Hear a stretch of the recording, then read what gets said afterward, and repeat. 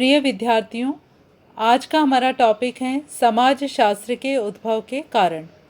समाज शास्त्र की स्थापना ऑगस्ट कॉम्ट ने 1838 में की थी।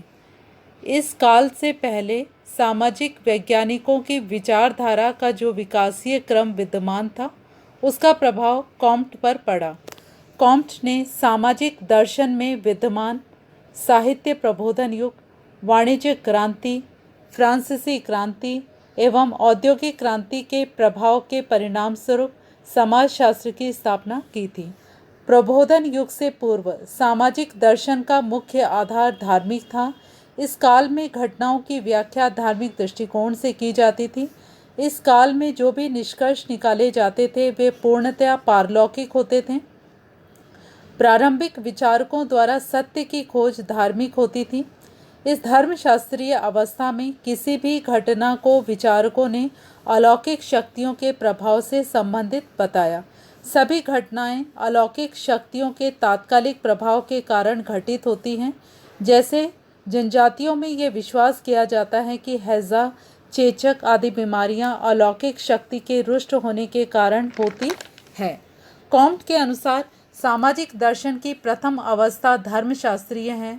इस प्रकार धर्मशास्त्रीय अवस्था में दार्शनिकों ने प्रत्येक घटना की व्याख्या अलौकिक आधार पर की जाती थी। उनका घटना की व्याख्या का परिप्रेक्ष्य धार्मिक या अलौकिक होता था और वे धार्मिक दृष्टिकोण से ही घटना को समझने का प्रयास करते थे। इस सामाजिक दार्शनिक वैचारिक अवस्था में परिवार की सामाजिक इकाई का आदि रूप माना जाता था। राजनीतिक सत्ता पुजारियों, धार्मिक कर्मकांड संपन्न कराने वाले व्यक्तियों एवं सैनिकों के हाथों में हुआ करती थी। प्रबोधन युग से पूर्व सामाजिक दर्शन की प्रथम अवस्था धर्मशास्त्रीय थी और दूसरी अवस्था तत्वमीमांसीय थी। तत्वमीमांसीय अवस्था में घटनाओं के कारण और प्रभाव अमूर्त शक्तियों का परिणाम माने जाते थे। सामाजिक विचारक अमूर्त शक्तियों को सर्वोपरि मानते थे। राजनीतिक प्रभुत्व धर्माधिकारियों एवं विशेषज्ञों के पास होता था। इस काल के बाद सामाजिक दर्शन का प्रवेश यूरोपीय समाज में परिवर्तन के युग में हुआ, जिसे प्रबोधन युग कहते हैं। प्रबोधन युग और समाजशास्त्र का उद्भव। 18वीं शताब्दी में अनेक परिवर्तन आए। इन परिवर्तनों में प्रमुख परिवर्तन यूरोपीय दर्शन में आया एवं इस शताब्दी में सामाजिक आंदोलन हुए, जिसे विद्वानों ने प्रबोधन काल का नाम दिया। इसे प्रायः विवेक युग भी कहा जाता है। प्रबोधन कालीन दार्शनिकों ने धार्मिक और तत्वमीमांसीय दृष्टिकोण एवं व्याख्या की आलोचना की।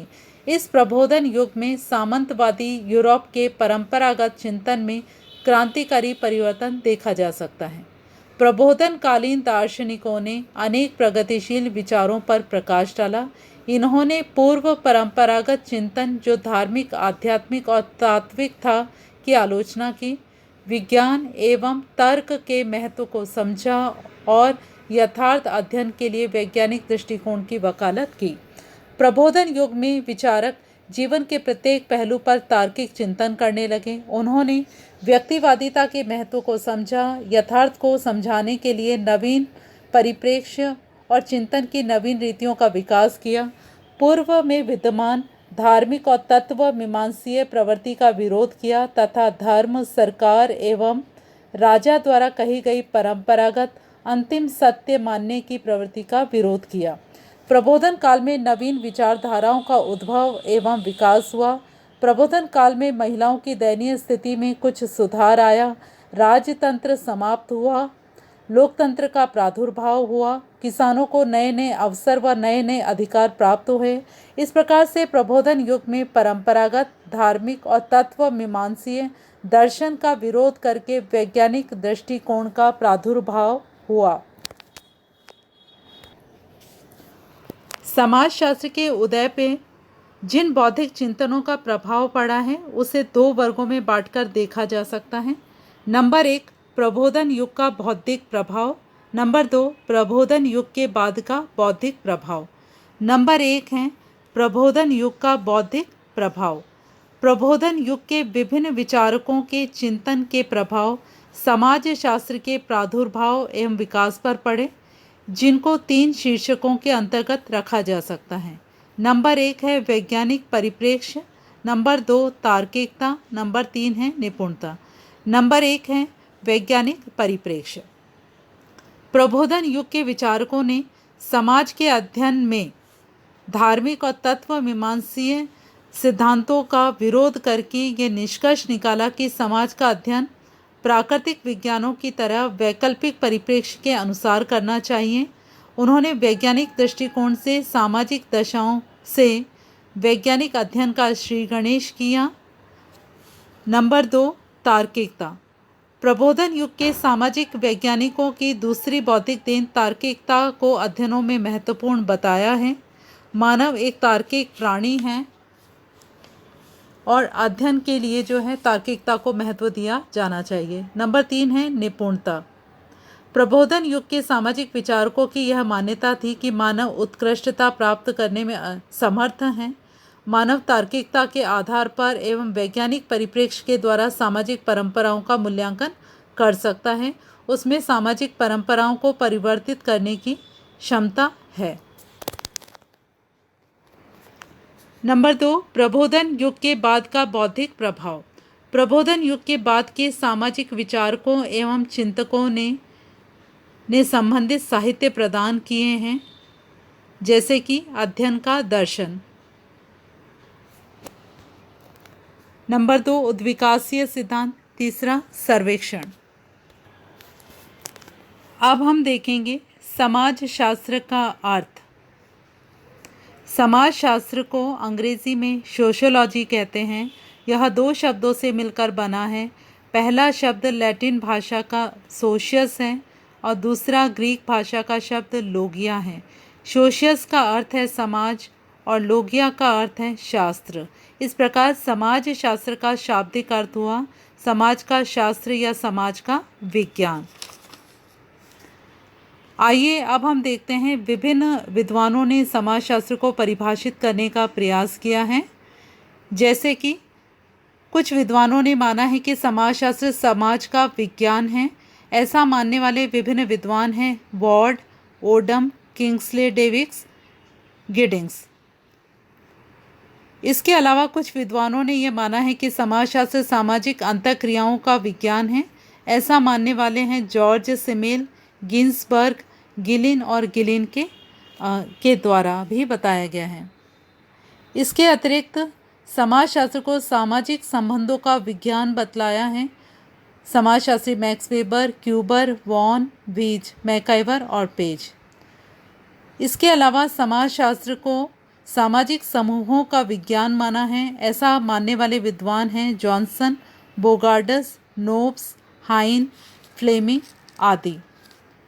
इसके अतिरिक्त कुछ विद्वानों ने कहा है कि समाजशास्त्र संस्थाओं का विज्ञान है। कुछ विद्वानों ने इसे सामाजिक व्यवस्था का विज्ञान भी बताया है। समाजशास्त्र की प्रकृति। समाजशास्त्र की प्रकृति वैज्ञानिक है या नहीं, इसके लिए हम बिंदुवार अध्ययन करेंगे। सबसे पहला पॉइंट है कि समाजशास्त्र की प्रकृति एवं वैज्ञानिक पद्धति। समाजशास्त्र में समाज, सामाजिक संबंधों, सामाजिक व्यवस्थाओं, घटनाओं आदि का अध्ययन वैज्ञानिक पद्धति के अनुसार किया जाता है। इसके अंतर्गत अध्ययन की योजना तैयार की जाती है। समाज शास्त्रीय अध्ययन वैज्ञानिक पद्धति के सभी चरणों, उपकल्पना का निर्माण, तथ्यों का अवलोकन, संकलन, वर्गीकरण, संगठन, विश्लेषण एवं सामान्यीकरण के आधार पर किया जाता है। नंबर 2 समाजशास्त्र की प्रकृति एवं अवलोकन। समाजशास्त्र में अध्ययन करते समय अवलोकन पद्धति का इस्तेमाल किया जाता है। नंबर 3 समाजशास्त्र की प्रकृति और तथ्यों का वर्गीकरण, सारणीयन और विश्लेषण। नंबर 4 समाजशास्त्र की प्रकृति और सामान्यीकरण। नंबर 5 समाजशास्त्र क्या है का अध्ययन करता है। नंबर 6 समाजशास्त्र कारण प्रभाव संबंधों की व्याख्या करता है। नंबर 7 समाजशास्त्र में सिद्धांतों का निर्माण किया जाता है। नंबर 8 समाजशास्त्रीय सिद्धांतों की जांच की जाती है। 9 समाजशास्त्र के सिद्धांत सार्वभौमिक हैं। नंबर 10 समाजशास्त्र में भविष्यवाणी करने की क्षमता है। आइए हम देखते हैं कि समाजशास्त्र के अध्ययन की कुछ सीमाएं भी हैं या क्या उसकी लिमिटेशंस हैं। नंबर 1, समाजशास्त्र भविष्यवाणी करने में असमर्थ हैं। नंबर 2, समाजशास्त्र में वस्तुपरकता का अभाव पाया जाता है, लैक ऑफ ऑब्जेक्टिविटी। नंबर 3, सामाजिक घटनाओं की जटिलता।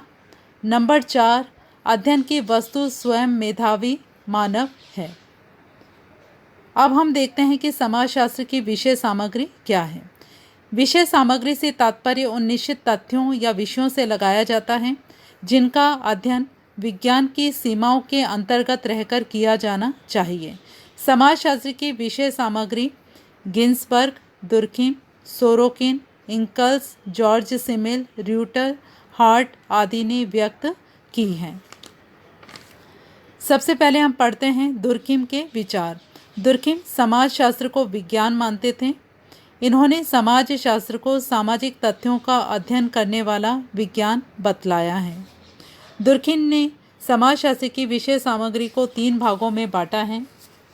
नंबर 1, सामाजिक आकृति विज्ञान। नंबर 2, सामाजिक शरीर क्रिया विज्ञान। नंबर 3, सामान्य समाज शास्त्र। विषय सामग्री पर विचार व्यक्त किए हैं समाजशास्त्री गिन्सबर्ग ने इसकी विषय सामग्री को 4 शाखाओं में बांटा है। नंबर 1, सामाजिक आकृति विज्ञान। नंबर 2, सामाजिक नियंत्रण। नंबर 3, सामाजिक प्रक्रियाएं। नंबर 4, सामाजिक विकृति विज्ञान। अगले विचार हैं सोरोकिन के। सोरोकिन ने भी समाजशास्त्र की विषय सामग्री बतलाई है। नंबर 4, समाजशास्त्री एलेक्स इंकल्स हैं। इन्होंने भी जो है इसकी विषय सामग्री को बतलाने का प्रयास किया है। तो सभी विद्वानों ने अपनी अपनी दृष्टि से जो है समाजशास्त्र की विषय सामग्री को रखने का प्रयास किया है। अब हम देखते हैं कि समाजशास्त्र का विषय क्षेत्र। समाजशास्त्र एक नया विज्ञान है। इसके विषय क्षेत्र को तय करने में विद्वानों ने काफ़ी प्रयास किया है। विषय के क्षेत्र से तात्पर्य है कि इस विज्ञान के अध्ययन का दायरा कहाँ तक फैला हुआ है, उसकी संभावित सीमाएं क्या क्या हैं। समाजशास्त्र के विषय क्षेत्र के संबंध में 2 संप्रदाय हैं। स्वरूपात्मक संप्रदाय, जिसके समर्थक हैं जॉर्ज सिमिल, टॉनीज, वॉनविच, वीरकांत, मैक्स वेबर। नंबर 2, समन्वयात्मक संप्रदाय, इसके समर्थक हैं हॉबहाउस, दुर्खिम, सोरोकिन आदि।